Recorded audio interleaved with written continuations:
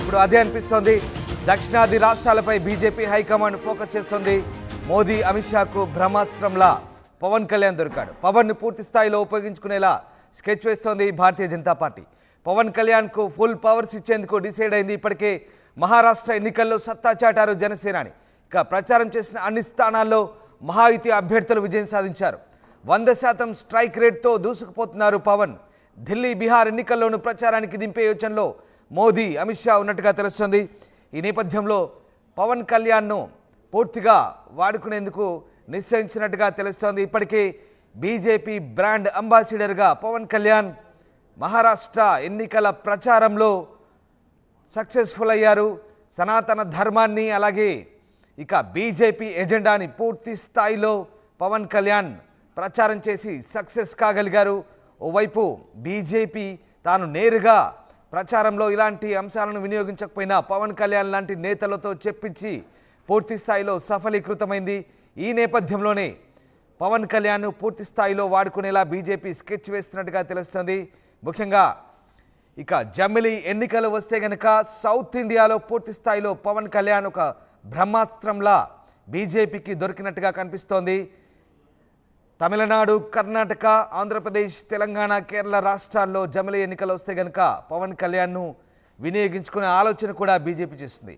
ఇటు మరోవైపు రాబోయే ఢిల్లీ ఎన్నికల్లోనూ అలాగే బీహార్ ఎన్నికల్లోనూ ప్రచారానికి దింపే యోచనలో మోదీ, అమిత్ షా ఉన్నట్టుగా తెలుస్తోంది. స్టార్ క్యాంపెయినర్ల జాబితాలో పవన్ కళ్యాణ్ను సుస్థిరం చేసేలా తెలుస్తోంది.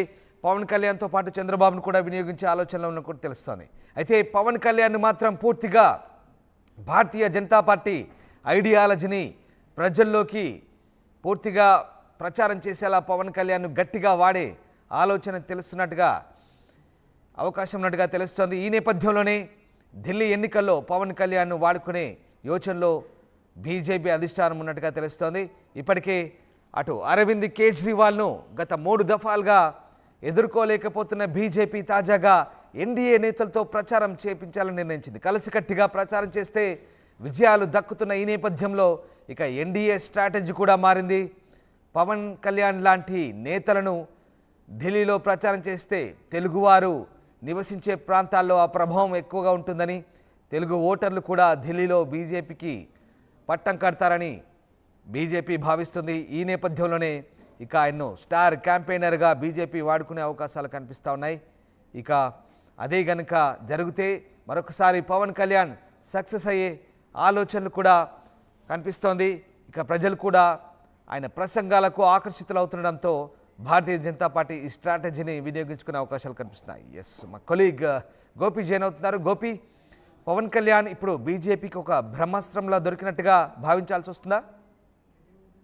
100% స్ట్రైక్ రేట్ తోటి ఉన్న పవన్ కళ్యాణ్ పైన ప్రస్తుతం బీజేపీ అగ్రనాయకులంతా కూడా దృష్టి సారించినారని చెప్పుకోవచ్చు. ఎందుకంటే దక్షిణాదిలో బీజేపీకి అంతగా పట్టులేదు. ఉత్తరాదిలో ఉన్నంత స్ట్రైక్ రేట్ బీజేపీకి దక్షిణాదిలో లేకపోవడంతో పవన్ కళ్యాణ్ ఎక్కడైతే ప్రచారానికి నిర్వహించారో మహారాష్ట్ర ఎన్నికలలో ఆయన పూర్తి స్థాయిలో ఎక్కడైతే ఆయన ప్రచారం చేశారో అక్కడ అన్ని స్థానాల్లో కూడా ఎన్డీఏ కూటమి గెలుపొందడంతో ప్రస్తుతం పవన్ కళ్యాణ్ పైనే బీజేపీ కొంత ఆశలు పెట్టుకున్నట్టుగా అయితే తెలుస్తుంది. ఎందుకంటే మహారాష్ట్ర ఎన్నికల్లో సత్తా చాటిన జనసేనానికి ప్రస్తుతం బీజేపీ అగ్రనాయకత్వం కూడా పూర్తి స్థాయి సపోర్ట్ చేస్తున్న పరిస్థితి అయితే కనపడుతుంది. మరి ఇదే అంశాన్ని కూడా ఇప్పటికే అధినాయకులు కూడా గుర్తించడం జరిగింది. రానున్న బీహార్, ఢిల్లీ ఎన్నికల్లో కూడా ప్రచారానికి పవన్ కళ్యాణ్ ని వాడుకునే ఆలోచనలో ఇప్పటికే మోదీ సర్కార్ పూర్తి ప్రయత్నం చేస్తున్నట్టు తెలుస్తుంది. అయితే ఏదేమైనా దక్షిణాదిలో అంతగా పట్టులేని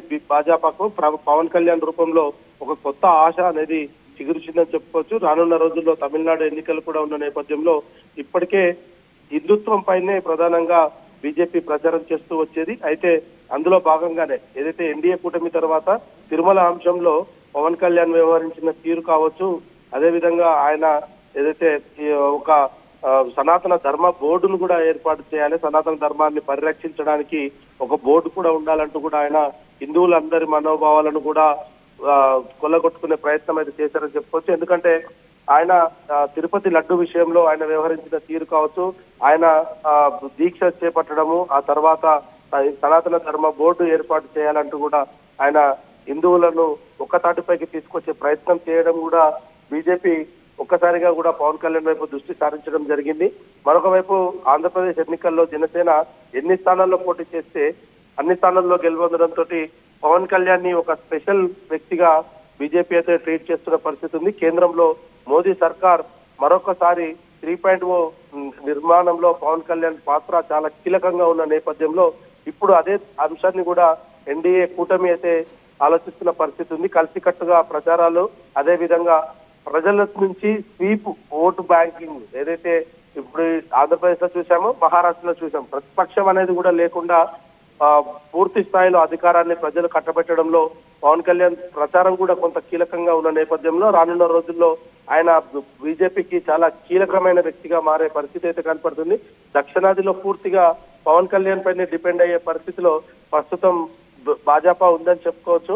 మరొక వైపు పవన్ కళ్యాణ్ కూడా అదే రీతిలో ఏదైతే మోదీ అమిత్ షాలతోటి ఉన్న సాన్నిహిత్యంతో వాళ్లకు ఖచ్చితంగా తాను సహాయం చేస్తానంటూ కూడా చెప్తుండడము, జనసేన కేవలం జనసేన పార్టీకి మాత్రమే కాకుండా ఎన్డీఏ కూటమిలో ఉన్న అన్ని పార్టీలతోటి కూడా ఆయన సత్సంబంధాలతో మెదులుతుండడంతో ఇప్పటికే ఢిల్లీ గడ్డ పైన బీజేపీ తన ముద్ర వేయలేకపోయింది. కాంగ్రెస్ పార్టీ తర్వాత ఆమ్ ఆద్మీ పార్టీయే ఇక్కడ రూలింగ్ లోకి రావడం జరిగింది. దానిని గత 3 సార్లు కూడా ఎదుర్కొన్నప్పటికీ కూడా భాజపా కొంత విఫలం చెందిన పరిస్థితి ఉంది. మరి ఈ నేపథ్యంలో ఇప్పుడు రానున్న ఢిల్లీ ఎలక్షన్ లో కూడా దాదాపు 10 లక్షల మందికి పైగా తెలుగువారు నివసించే ప్రాంతాలు ఉన్నాయి. కాబట్టి అటువంటి ప్రాంతాల్లో పవన్ కళ్యాణ్ తోటి ప్రచారం చేస్తే ఢిల్లీలోనూ బీజేపీ అధికారంలోకి రావద్దనే యోచనలోనే ప్రస్తుతం అయితే ఉన్న పరిస్థితి ఉంది. ఏదేమైనా ఒక్కసారిగా దక్షిణాదిలో భాజపాకు ఏదైతే ఇప్పటి వరకు కూడా లేని గ్రిప్పు ప్రస్తుతం పవన్ కళ్యాణ్ అంటే గోపి వచ్చే ఢిల్లీ ఎన్నికలే టార్గెట్ గా పవన్ కళ్యాణ్ మరి ఎన్డీఏ నేతలంతా కూడా కలిసికట్టుగా ప్రచారం చేసుకోవాలనుకున్నప్పుడు పవన్ కళ్యాణ్ గట్టిగా వాడే అవకాశం కనిపిస్తుందా బీజేపీ? అలాగే జమిలీ ఎన్నికలు వస్తే కనుక పవన్ కళ్యాణ్ కూడా సౌత్ ఇండియాలో ఒక స్టార్ క్యాంపెయినర్ గా బీజేపీ ప్రొజెక్ట్ చేసే ఛాన్స్ ఉందా? ఇప్పటికే స్టార్ క్యాంపెయినర్ గానే పవన్ కళ్యాణ్ అయితే చూస్తున్న పరిస్థితి ఉంది రామ్దాస్. అదేవిధంగా ఢిల్లీలో కూడా దాదాపు 10 లక్షల మంది వరకు కూడా తెలుగు జనాభా ఉంటుంది. సో అటువంటి ప్రాంతాల్లో కూడా పవన్ కళ్యాణ్ తోటి ప్రచారం చేపిస్తే ఖచ్చితంగా ఆయన ఇంపాక్ట్ ఉంటుంది అనేది కూడా బీజేపీ పెద్దలైతే ఆలోచిస్తున్న పరిస్థితి ఉంది. ఒకవేళ 2027-28 వరకు కూడా ఒకవేళ జమిలీ ఎన్నికలకు సంబంధించిన కసరత్తులు పూర్తయితే కనుక దక్షిణాదిలో మాత్రం అన్ని రాష్ట్రాల పైన కూడా పవన్ కళ్యాణ్ ని ప్రయోగించే ఆ ఆలోచనలోనే ప్రస్తుతం భాజపా అయితే ఉందని చెప్పుకోవచ్చు. ఇదే అంశాన్ని కూడా భాజపా గతంలో కూడా అన్ని సార్లు కూడా అవకాశం దొరికినప్పుడు కూడా పవన్ కళ్యాణ్ గురించి పాజిటివ్ గా మాట్లాడుతూ వస్తుంది. కాబట్టి రానున్న ఎక్కడ ఎన్నికలు ఉన్నా సరే ఎన్డీఏ కూటమిలో పవన్ కళ్యాణ్ ప్రచార శైలిలో అయితే ఖచ్చితంగా ఉంటాడు. ఆయన ఒక స్టార్ క్యాంపెయినింగ్ గా ఉంటాడనేది మాత్రం వాస్తవంగా అయితే కనపడుతుంది Ramdas. Right, thank you Gopi, thanks for the update. So ప్రధాని మోదీ స్వయంగా అతను పవన్ కాదు, అతను ఒక తుఫాన్ లాంటి వాడంటూ ఆయన చేసిన కామెంట్ ఒక్కసారిగా అప్పట్లో రాజకీయాల్లో సంచలనంగా మారింది. మోదీ ప్రమాణ స్వీకారం సందర్భంగా పవన్ కళ్యాణ్ ఉద్దేశించి ఆయన చేసిన వ్యాఖ్యలు పవన్ కళ్యాణ్కు బీజేపీ ఎంత ప్రాముఖ్యతనిస్తుందో ఆ రోజే జనాలకు అర్థమైంది, రాజకీయ పార్టీలకు కూడా పూర్తిగా అర్థమైన పరిస్థితి. ఇప్పుడు అదే పవన్ కళ్యాణ్ను బీజేపీ గట్టిగా వాడబోతోంది. ఆయన్ను స్టార్ క్యాంపెయినర్గా ఢిల్లీ ఎన్నికల్లో వాడబోతున్నట్టుగా తెలుస్తుంది. ఢిల్లీ, బీహార్ ప్రచారానికి దింపే యోచనలో మోదీ, అమిత్ షా ఉన్నారు. ఈ నేపథ్యంలో మహారాష్ట్ర ఎన్నికల్లో పూర్తి స్థాయిలో పవన్ను ఉపయోగించి సక్సెస్ అయిన భారతీయ జనతా పార్టీ ఇక అతన్ని సౌత్ ఇండియాలో తమ బ్రాండ్ అంబాసిడర్గా పూర్తి స్థాయిలో వినియోగించే అవకాశాలు కనిపిస్తూ ఉన్నాయి. అంతేకాదు ఉత్తరాది రాష్ట్రాల్లో కూడా పవన్తో ప్రచారం చేయించే ఆలోచనలో కూడా బీజేపీ అధిష్టానం కనబడుతోంది. దీంతో ఒక గొప్ప అస్త్రంగా పవన్ కళ్యాణ్ ఇప్పుడు బీజేపీకి దొరికినట్లయింది. ఆర్టీవీ యాప్ వార్తల్ని క్షణాల్లో చదివే అవకాశం ఉంటుంది. ఒక న్యూస్ పేపర్, ఒక టెలివిజన్ ఛానల్ మీ చేతుల్లో ఎప్పుడూ ఉంటాయి.